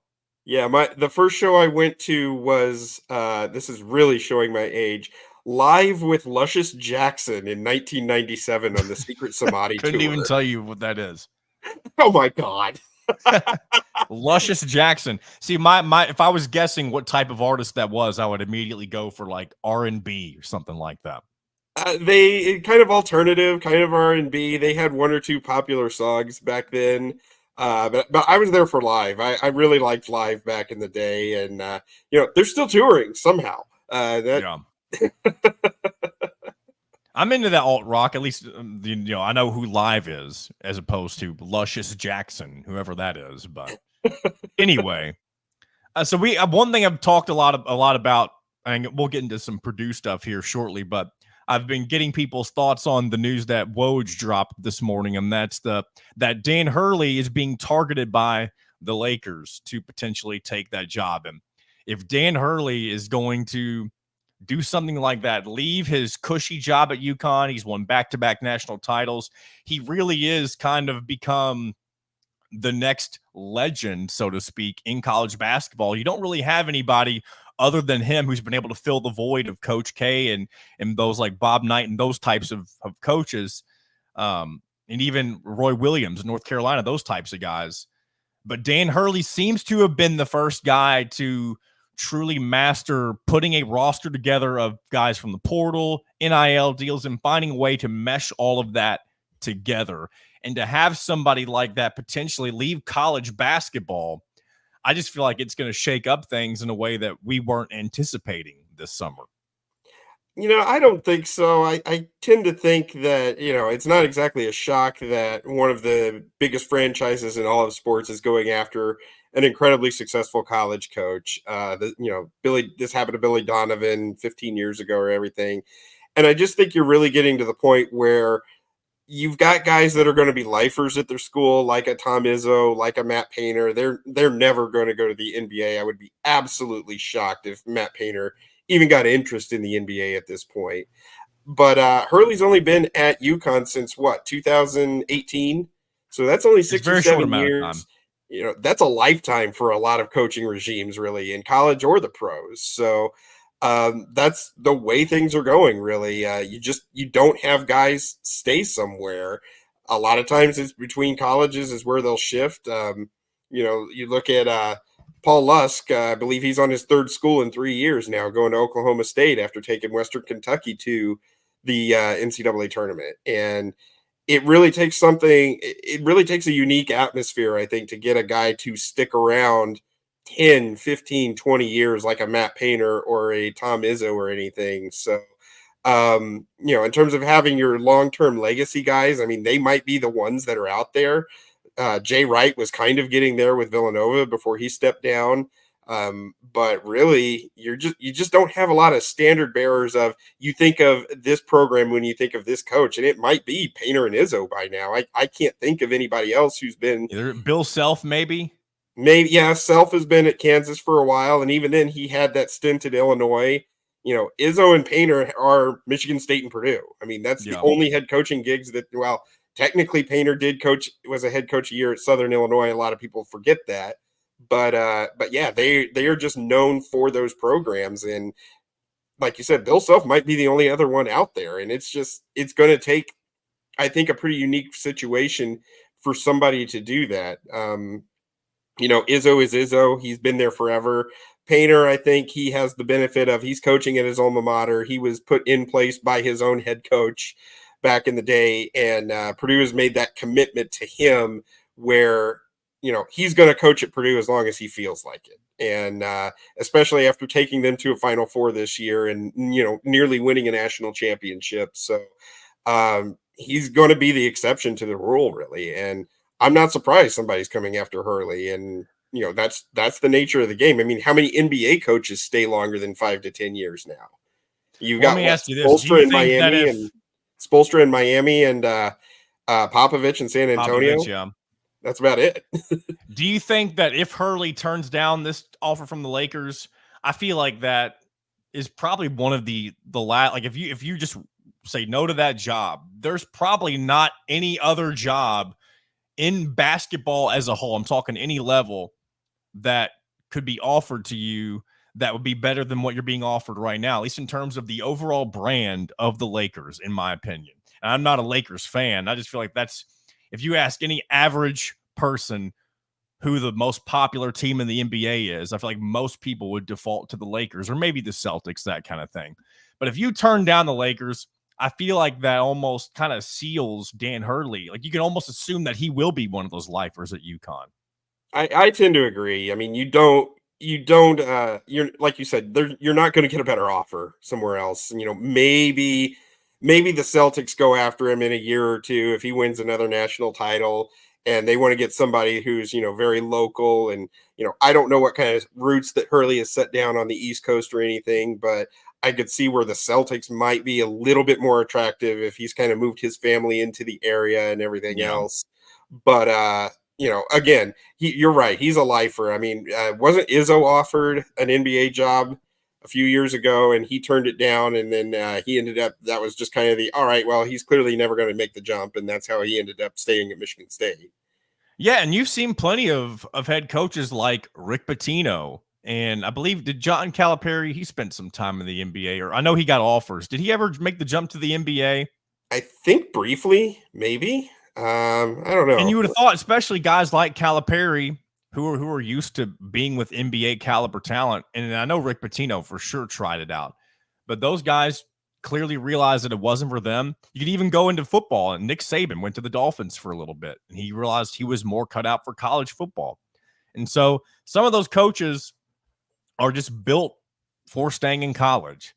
Billy Donovan proved to not be that. He is rumored for every big time job that comes open in college basketball, and it's been nearly 15 years since he left Florida for the NBA, and he's not at least truly flirted with it once that I've been aware of. So who knows? Dan Hurley, the latest case study in famed college coaches potentially making that jump. Well, how many times has Indiana just needed to make the call to Brad Stevens now? My gosh. Yeah, Indiana making the call to Brad. I tell you what, as much as being a fan myself, as much as I would have loved to see that, there was never a bone in my body that thought that he was ever going to come back to Indiana. Or I say come back. I know he never came to IU, but come back to the state of Indiana. Yeah, I never thought it. I just thought it was ludicrous that there were just these fans out there that are like, well, all Indiana has to do is make the call and he will come running. I'm like, what loyalty and connection does he have to Indiana University aside from he was a fan as a kid? There is a segment, and it's probably a larger segment than I realize, of Indiana fans that, and again, there's nothing wrong with this, but have put the IU program on a pedestal that it probably no longer sits on. And this is coming from somebody who, again, like I grew up watching the tail end of Kelvin Sampson, which was, again, that looked like it would have been a great tenure had it lasted. But from the tail end of Kelvin Sampson on, the Indiana pull, when it specifically comes to when you're thinking about the younger generation, who you're going to suck in to want to join your program, whether it be coaches or players, it doesn't have the same luster that it once was, because you know what? Younger people don't remember the Bob Knight era. They don't remember the championships. That doesn't mean you can't get back to that point, obviously. And as a fan, I want to see them get back to that point. But there has to eventually be a point where that contingent of Indiana fans that assume that anybody will just leave whatever job they have for the IU program, that's not going to happen in this day and age, I don't believe. There will be some that probably would, but they're not the guys like the Brad Stevens and, people of that caliber, in my opinion. Well, it's been 22 years since Indiana's been beyond the Sweet 16. I mean, so I know they had the Final Four in 2002. Is that the year you're referring to? Yeah, I think that's the last time they were beyond the Sweet 16. I mean, there's 3 schools in the state that have been to multiple Elite Eights or a Final Four in that time. And Butler, Notre Dame, and Purdue have been to the Elite Eight at least twice in that time. Yeah. And how many other programs have, made runs and everything else? I mean, Indiana is always going to be able to recruit talent. I mean, they've proven that time and time again with this. It's putting that talent together. And then, honestly, I think having the patience for a coach to put it together. Yeah. That's true, and that's why I haven't spearheaded it. Obviously, I'm not somebody who frequently hosts shows like this, but I've been somebody who I thought a lot of the criticism, while like it's okay to criticize a head coach like Mike Woodson, but I thought a lot of the rumors, and maybe rumors isn't the right word, but a lot of the people calling for Mike Woodson's head after year 3, I just felt like a lot of it was very premature last year, and I do think he has to take a big step forward this year. And when I say, I think he comfortably needs to be in the tournament. I do think if Indiana is underwhelming, but still finds their way into the tournament this coming season, I do think I don't think he'd be let go. There would still be a lot of angry fans that would have expected more, and rightfully so. But I do think Woodson needs to have a big year 4 in order to kind of bring a good, again, kind of the Bob Knight contingent of the fan base back into it. Now, how much do you think, Purdue's recent success has been? Purdue finally got that Final Four off their back, back-to-back Big Ten championships, 3 years in a row ranked number 1. I mean, Purdue has kind of ascended to another level that even I didn't think they were going to get to, honestly. But how much does that play into kind of the pressure that, somebody at IU would have at this point? I do think there is, and maybe I was going to say jealousy. That may or may not be the right word to use. I do think there is some jealousy, though, on the fan side of things, where they see what Purdue has done and they look at themselves like, we're Indiana. They think we need to be in that position. And I understand, again, it's fine to have expectation, but to take it to a whole nother level of let's fire our coach because we need to be in that position right now, I think there needs to be another, we're fans, right? Right. And it's short for fanatic. I understand that patience is not always the easiest thing to have, but I think that it would go a long way if there was at least a little more patience with certain fan bases. Because you see it, like, I think Nebraska football is a good example. Tennessee football is a good example. Those are two fan bases that are some of the most impatient in college sports. And while I do think they did make the right decision, Nebraska specifically, to get rid of Scott Frost a couple of years ago, I mean, that was one of the most high pressure jobs I feel like you could have, at least at that time, with Scott Frost, especially with him being an alum. Mike Woods is an alum of the Indiana basketball program.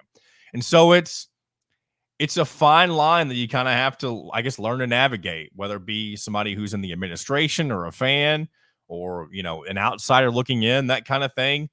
I'm not too sure exactly what it is that is the ultimate answer for how to handle coaches that are struggling in certain seasons. So, and you have to throw in the factor that when it comes to college basketball, you're judged so much on a single elimination tournament. Yes. At the end of the year. I mean, there were people that were like, okay, if Matt Painter has another early exit this year, should we let go of him? And I mean, he's had all the regular season success you could ask for, but that is essentially grading his entire tenure, that's approaching 2 decades. His entire tenure was almost based on what happened in a 10-day stretch this year between the start of the tournament and making it out of the Midwest region. And to me, that's insane. It is crazy. I definitely, that's a tough thing to figure out. And we'll take another break here in just a moment, but I want to leave us with this before we do that. I do think we need to put a little more weight on what happens in the regular season for a head coach, because when you're somebody as accomplished in that regard as Matt Painter is, especially in the Big Ten, that obviously means something. But at the same time, I understand, like, the ultimate goal is a national championship. Mm-hmm. And thankfully, for Matt Painter's sake, he did have that run to the national title game. And definitely, I think Final Four was the mark that fans at least wanted. Like, they could have lost in that Final Four round and still been content.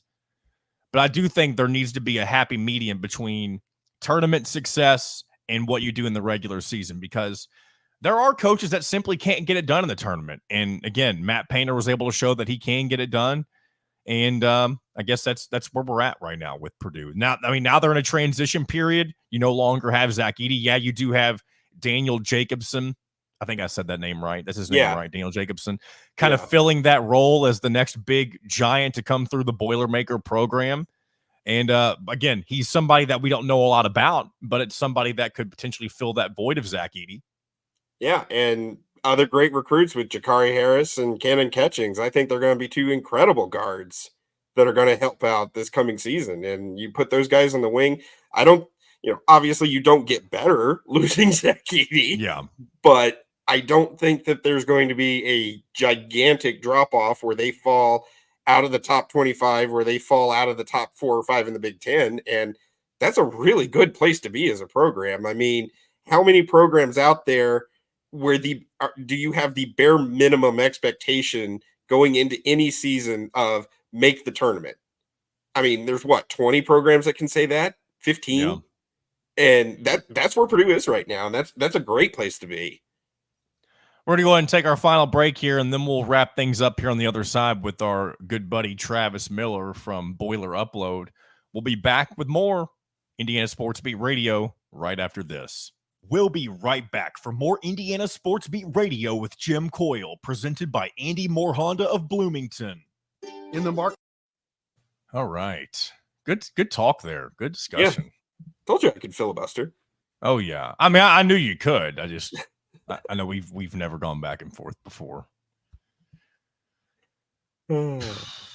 Appreciate you guys sticking around today on the comments section. I know I haven't really mentioned a ton of you. I'm not used to cycling through comments necessarily as much. Because here's the thing. Not only am I hosting the show, I'm still producing the damn show.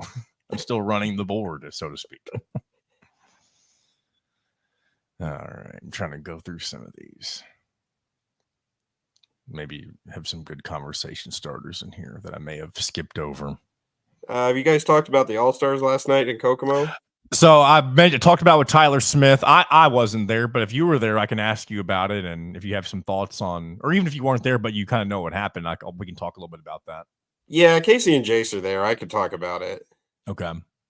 We'll do that then. And I'm a Kokomo guy, so I'm all about Flory Badunga. I thought he, great capper to his high school career there.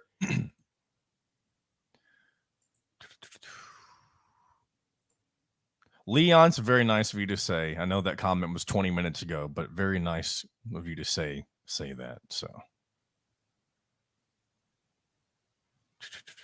what else is going on here? Let me check the time too. We got about a minute and a half till we're back from break.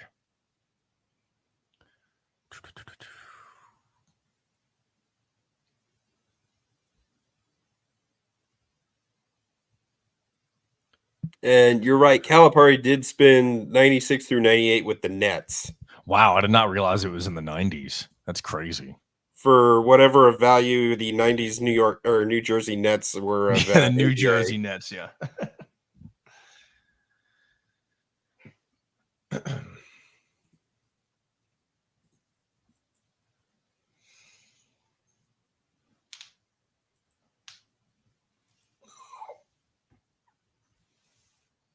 Kind of weird. Sometimes I forget I'm on whenever I do these stretches, especially because my camera's normally off. I'm sitting there stretching. Everybody on YouTube can watch me stretch. It's kind of like back in the day when people would just hang out in front of their webcams and people could watch you. That's kind of what I feel like this is right now. Mm-hmm.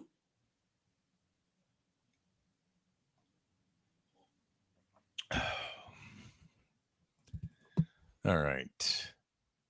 Let's go ahead and come back in from break. Fresh Seafood. Chop Shop Market and Table has the largest selection of in-house made products around and everything you need to make a gourmet meal at home. Or pick out a tomahawk steak or a grouper filet and enjoy it cooked to perfection in Chop Shop Steakhouse. Chop Shop Market and Table, a part of the Wild Food Group, is your butcher, baker, and fish house, no matter where you live. This segment is brought to you by Bubba's 33 in Clarksville and Evansville. Pizza, burgers, beer. Welcome back to Indiana Sports Beat Radio with Jim Coyle, presented by Andy Moore Honda of Bloomington. Final segment here on this Thursday, Indiana Sports Beat Radio. Thank you for joining us. As always, Travis Miller from Boiler Upload still along for the ride as we take you up to the end of the show. Almost said the top of the hour, but who knows when you're listening, especially if you're on YouTube. You may be listening to this at night. It could be, you may be one of those truck drivers. Always like picturing the semi truck driver who may be traveling from point A to point B at 2 a.m., 3 in the morning, watching shows like this. Because that's an interesting segment of people that I feel like, I don't want to say they get forgotten about, but they're kind of in their own little worlds, right? I don't know how familiar you are with truck driving, Travis, but they kind of live a life of in isolation. Yeah, somewhat similar. I actually had lunch yesterday with someone I went to high school with, and she is a an emergency room nurse, and she's like, I prefer the midnight shift. I think it's great. And so that's crazy. She's like, I love working the overnight shift, and we take care of everything we need to do. And I'm like, okay, cool. I'm glad that works for you. That's awesome, because I mean, somebody's got to do it. If you enjoy it, somebody has to do it. And I will say, I am somebody, like, I don't hate the darkness. I know there's a lot of people who hate the time of the year whenever the sun goes down earlier, and it's not my favorite, but I definitely find solace sometimes. And like, I love to listen to music in my car whenever it's dark, especially like when it's around Christmas time. And I'm not talking Christmas music necessarily, but I love driving around at night, seeing a bunch of lights, just putting on a good jam or two, whatever it may be. And that can be my vibe every once in a while. Absolutely. Let's get back into a little bit of our conversation. We talked a little bit of Purdue towards the end of that last segment, but things are kind of, I don't want to say expectations have changed dramatically for the Boilermakers going into next season. But again, it's going to be a transition period whenever you lose somebody who's been the cornerstone of your program for the last several years. And again, it's not like Matt Painter hasn't been able to replace those guys, because he's always got somebody in the bullpen. And again, I mentioned Daniel Jacobson. If he's able to fill the role, and again, it's not going to be perfect, but if he's able to be a good enough contributor at that 5 position, I feel like if you're Purdue, you have to be happy about the rest of the pieces that could potentially fall into place for next season. Yeah, I tend to agree. And I think a guy that you look to maybe have a bounce back season in that 5 role is Caleb First. He's obviously not going to have the size that Edie did, but I think he brings an extra dimension that Edie did not. First can step out and shoot the 3 a little bit more regularly than Edie did. And, he's a guy, he only averaged, I think, like 2 points a game last year. He's still a multi-year starter. He's got a number of starts under his belt when he was a freshman and sophomore. So, he was very overshadowed. He lost a lot of minutes last year just because Edie was so good and so durable. But I think you've got him. He's going to compete there. You've got Will Berg, who showed some flashes in some garbage time minutes this past season as a redshirt freshman. He's entering his 3rd year in the program, and that's the time that you want a guy that's going to be able to contribute.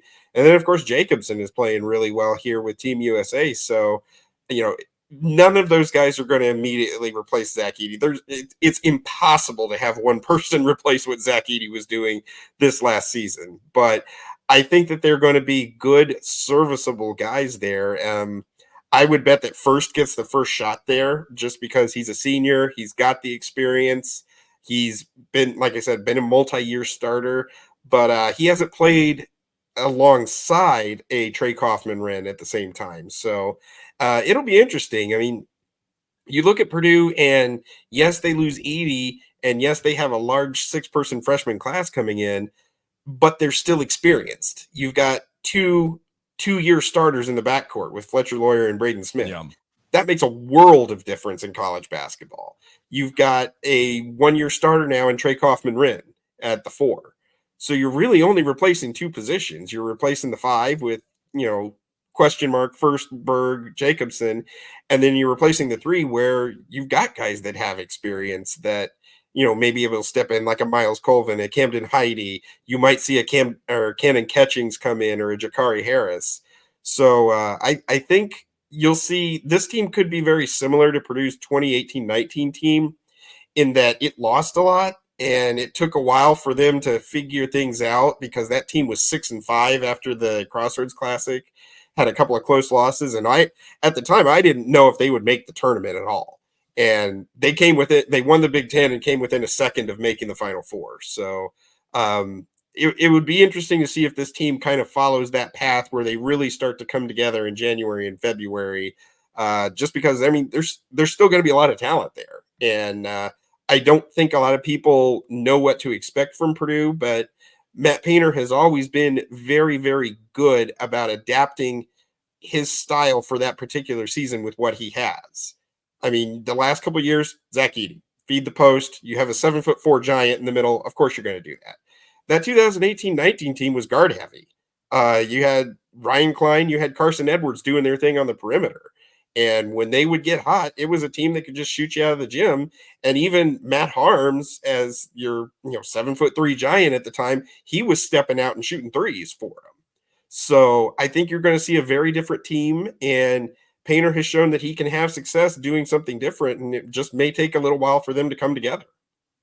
Do you have any reservations on the way Matt Painter has gone about he still primarily recruits what many people now refer to, I guess, is the old school way in recruiting. I mean, he's not going to be super reliant on a bunch of freshmen, but he's not somebody who has really had to utilize the transfer portal the way that teams like Indiana have. And even Duke lost several guys to the portal, and they had to bring in some of their own guys, including Purdue's own Mason Gillis for next year's roster.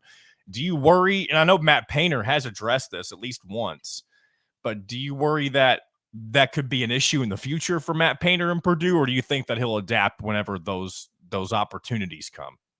I think he'll adapt. I think there was only 1 year where he brought in multiple guys in the portal, and that was kind of in that wilderness period between the end of the Hummel Johnson Moore era and the beginning, and when the Hammonds and Rafael Davis era really got going. He brought in, I think, 2 guys at that time, and just that team never really meshed together. I think what he's looking to do is, if he has an open scholarship, which he does not right now, and he doesn't really have an open spot for next season, for the next 2 seasons, just because of the way the scholarship situation looks. But he's the kind that if he does, he will go and look for, quote unquote, that right guy that fits in. And look at the difference Lance Jones made this past year. I don't know if there's any player in Purdue history that played only 1 year at Purdue that is as beloved as Lance Jones was. And he was the perfect addition for this team. I honestly think he hit the biggest shot of the year when, with about 2.5 minutes left, Purdue was only up 3 against Tennessee in the Elite Eight game, and the shot clock is winding down, and he hits a huge 3 on the wing, and that's kind of what the final push was. At the time, I described it as, it was the Breeze to Morales moment. It was the moment that finally got Purdue over the hump to get them to a Final Four. And here you have a guy that was just there 1 year, but look at the impact he had. So I think Painter's only looking to add a guy if he's going to have kind of a similar impact right now, because he's shown that his homegrown players, when they play together, when they mesh together and they grow together, they become those teams that, become, the proverbial, the sum is greater than their parts. And that's what you've seen with his best teams is they're all homegrown guys. They're guys that have played together 2, 3, even 4 years, and it works for him. And you're starting to see that kind of turnover, because if, you've got Smith, you've got Kaufman-Wren, you've got Lawyer here, they have Heidi, they have Colvin with them. If they sustain that success, all of a sudden you've got that next group of Cannon, Catchings, Jacobson, and Harris that will come together, and they'll play together, and they'll get those bigger minutes as they grow in with the program. And then once Smith and Lawyer come out, it'll be their turn to carry the program, and the next freshman can come in and grow like Smith and Lawyer. Before we wrap up, I know I mentioned we were going to get into this during the break. It just slipped my mind, but do you have any thoughts on what happened last night in Kokomo with the seniors and juniors game? I know that Braylon Mullins really showed a lot of his talent and why he's starting to really climb up some recruiting boards and everything. Purdue recently offered him a spot, and he had 13 points, 4 rebounds last night. Trent Sisley put on a show as expected. He had 18 points, showed that he can score from all over the floor. He had 4 threes. And then the seniors, they had a great game. Aaron Fine, he's a player that's going to be a preferred walk-on at Purdue. He's not going to play a lot of minutes, but he showed that he can hang with some really good Division I athletes last night. You had Jack Benner comes in, hits 5 threes, had a really good game. And then the guy that gets away from the state, unfortunately, my guy, since I'm a Kokomo alum, Flory Badunga, 34 points, 22 rebounds in his final high school game on that floor. I just love that he was adopted by my hometown, comes to Kokomo as a member of the International Baccalaureate program, no expectations whatsoever, and then just has an incredible 3-year career. One of the best, comes from, nobody knows who this kid is to top 10 recruit going to Kansas. and really humble kid, really liked what he has done and was meant to the Kokomo program that has always meant so much to me from the time I was a kid.